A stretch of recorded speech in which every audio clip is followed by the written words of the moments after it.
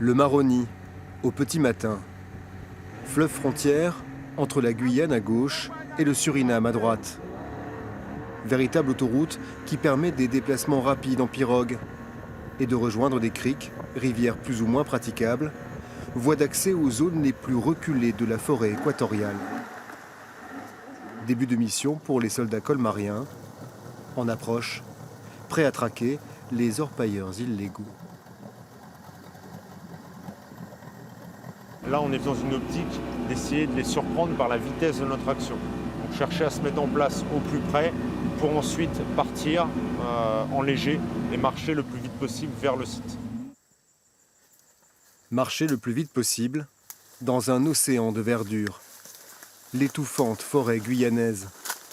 35 degrés, plus de 90% d'humidité. Une végétation dense, des lianes, des épines. Un milieu particulièrement hostile où la progression sur des layons à peine visibles est lente et difficile.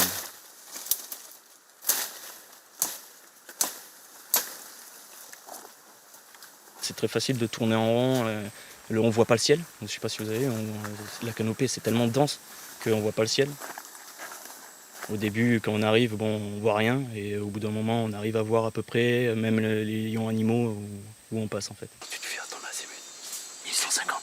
1150. Il faut rester le plus discret possible. Il y a souvent des guetteurs.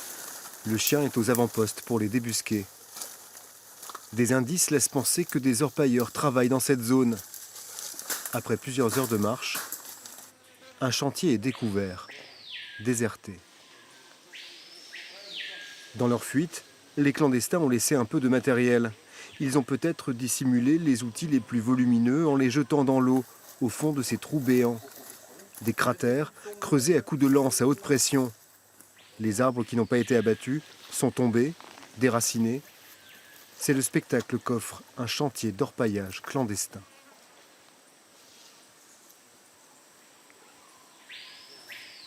Il y a un côté désolation qui prend un peu à l'intérieur.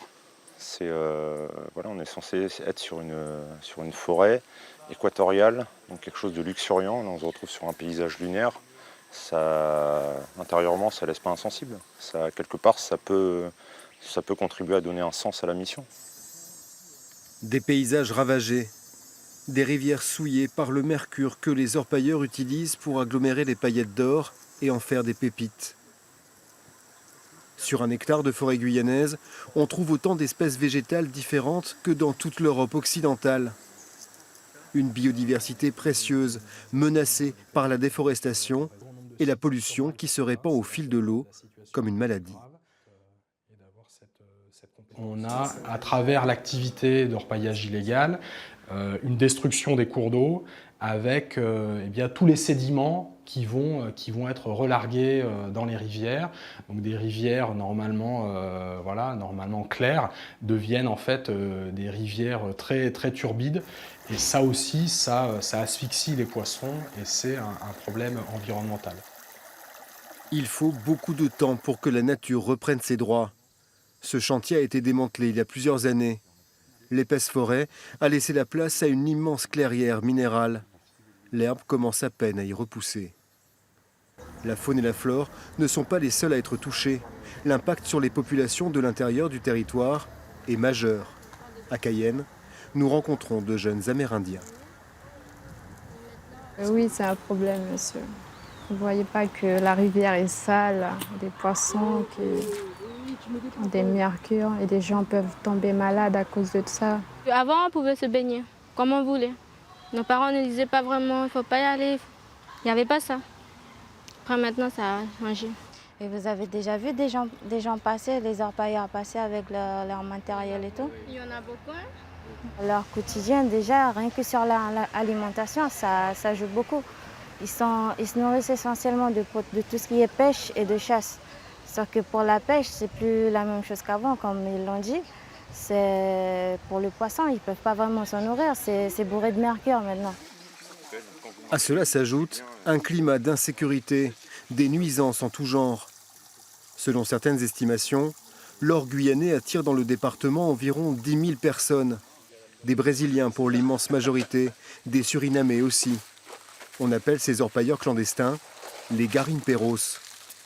Un ennemi souvent invisible, très mobile, très rapide, qui évolue dans son élément. Les militaires colmariens viennent de trouver un petit chantier actif. Tout est encore en place. C'est dans ce bassin que les orpailleurs vont puiser l'eau qu'ils utilisent après, donc avec un motopompe, qu'ils utilisent après via le tuyau bleu et qui amène sur une lance haute pression au fond des cailloux. Donc ça leur permet en fait de casser la terre, casser les blocs. Tout ça se réduit en poudre et va en fait sur une petite table en bois qu'on a déterrée tout à l'heure, où il y a le filtre à l'intérieur. Et ce filtre ensuite va être lavé pour tenter de récupérer les paillettes. Tout est détruit, rendu inutilisable, brûlé. Concrètement, pour cette activité-là, on va leur faire mal. Là, sans ces moyens de travail, ils vont être réduits à faire de la pelle-pioche, donc c'est beaucoup plus difficile pour eux et ils n'auront pas une productivité importante. Potentiellement, ça peut empêcher le site de travailler pendant 2 à 3 semaines, suivant le délai qu'ils mettent pour faire remplacer ce qu'on a détruit. On est à ce niveau-là. On va se déplacer sur 1000 mètres environ, plein ouest, pour rattraper le début de la vieille piste à quad. Mettre à bord durant leur déploiement en Guyane, les Diables Rouges de Colmar établissent leur propre stratégie, définissent leurs cibles. Ils sont devenus de véritables experts en matière d'orpaillage illégal. Une crique secondaire ici, une crique secondaire ici. Donc on va trouver une zone de chantier dans cette partie, une autre ici. Vu que les criques vont être polluées par le travail, ils vont chercher en fait à mettre leur habitat, leur campement entre 2 zones de chantier. Donc si on a une zone de chantier ici, une zone de chantier ici, les zones de campement seront quasi systématiquement entre les deux. La progression reprend. Les militaires ont la sensation qu'une zone de vie n'est pas loin. Il ne faut faire aucun bruit. Subitement, au milieu de nulle part, un petit cabanon, un carbet.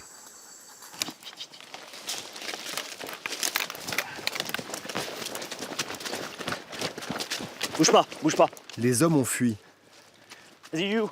La patrouille a dû être repérée. La femme est restée. Vite, allez. Peut-être pour retarder les soldats. Mais il y a des affaires d'hommes. Ce campement était occupé par au moins 3 personnes, des Brésiliens. Là, même si on est en forêt, perdu au milieu de nulle part, c'est le territoire français, la propriété du territoire français, donc ce qui est dans son sol aussi. Et ces gens-là n'ont aucun papier prouvant qu'ils ont une autorisation légale d'exploiter ce sol. Le camp est bien organisé. Un coin cuisine, une chambre à coucher. Il y a parfois même un téléviseur. Ils ont une logistique qui est bien développée, ils arrivent toujours à se faire emmener plein de petites choses.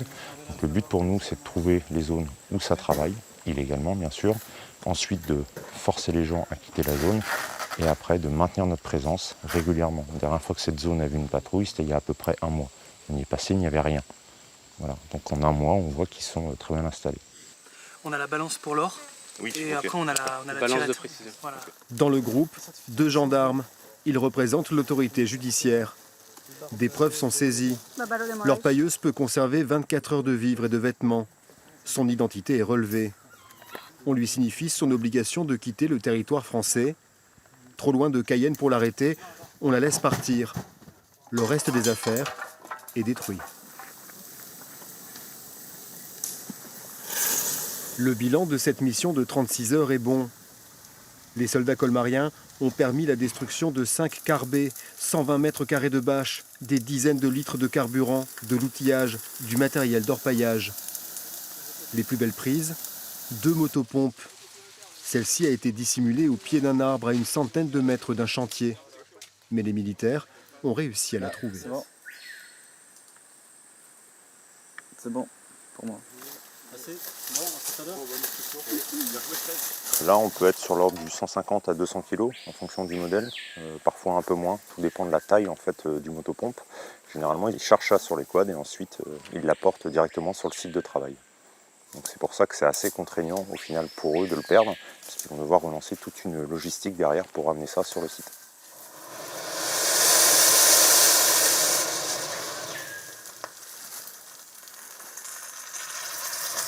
Pour espérer faire du bilan, il faut s'enfoncer dans l'intérieur des terres, en totale autonomie. Les soldats alsaciens ont été formés à la survie en forêt, capables de passer des jours et des nuits au milieu de la jungle.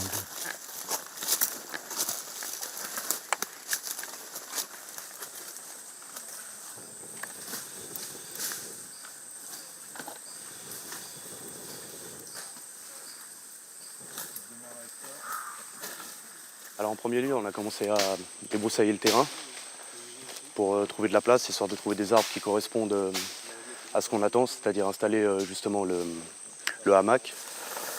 Donc ici en Guyane, c'est justement pour éviter tout ce qui est insectes, tout ce qui est prédateurs, voilà, tout ce qui peut être dangereux, parce qu'on ne peut pas tellement s'installer sur le sol, c'est trop risqué. C'est vrai qu'à Colmar, on ne fait pas ça, du coup, pour le hamac, on a dû faire une préparation mission en forêt, qui dure 5 jours. Et on nous apprend à préparer un feu. C'est pour éloigner tout ce qui est prédateur, ça les éloigne du camp en général. Puis vu qu'on, comme ça, on installe le terrain tout autour. Et comme ça, on est plus ou moins protégé de tout ce qui peut être nuisible en Guyane et tout ce qui peut être nuisible pour nous la nuit.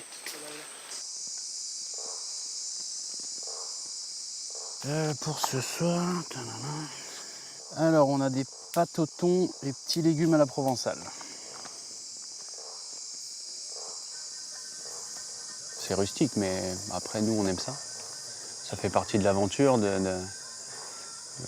la Guyane. On savait déjà d'avance ce qui nous attendait. Partager ça entre nous, c'est toujours dans les moments les plus durs où on resserre la cohésion. Donc c'est vraiment intéressant. En général, en sortie d'une mission comme ça, on est plus soudés que jamais.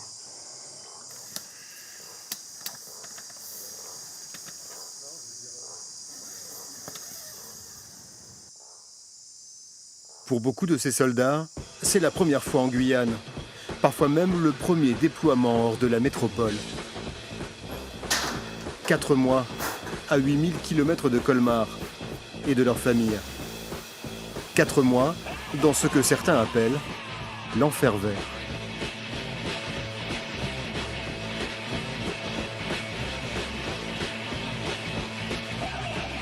C'est pas forcément la mission qui peut être rêvée par tout le monde au départ, mais une fois qu'on est sur place, on se rend compte que c'est un lieu de travail qui est exceptionnel, de par le milieu, qui est exigeant physiquement, au niveau des qualités d'endurance. Il forge la cohésion, parce que comme je disais, on peut être déployé sur poste isolé, donc on va être obligé en soi de s'ouvrir aux autres. On va retrouver des vraies valeurs humaines. De la cohésion, de la camaraderie, pour tenir le coup, améliorer l'ordinaire. On a aussi une table en commun juste là, où on regroupe tout. Vous voyez des pains au chocolat, ce qu'on retrouve en France, du Nutella bien sûr. Et après, on a des amandes, tout coûte très cher. On va dire que on n'est pas loin du double sur tout ce qui est importé. Pour passer le temps, vu qu'ici il n'y a pas forcément de réseau, tout ce qui va bien, j'ai pris des livres, donc des thrillers, quoi. Après, gobelet, c'est un petit cadeau du régiment qu'on a eu à Noël dernier. C'est le Diable Rouge, notre diable. Durant cette opération, les Diables Rouges ne portent pas leur couleur, mais celle du 9e régiment d'infanterie de marine, et doivent veiller sur la partie nord-ouest des zones d'orpaillage. Avec près de 400 autres militaires et gendarmes déployés quotidiennement en forêt, ils contribuent à leur tour à contenir l'orpaillage clandestin au niveau le plus bas possible. Sur un territoire grand comme l'Autriche, plus de 5000 patrouilles ont été conduites en 2018. Des milliers de carbets, des centaines de pirogues, de quads, d'armes ont été saisis ou détruits. Des kilos de mercure, des kilos d'or. Le problème est impossible à éradiquer complètement. Des centaines de chantiers illégaux restent actifs en permanence, mais le travail de traque et de harcèlement mené par les forces armées porte ses fruits.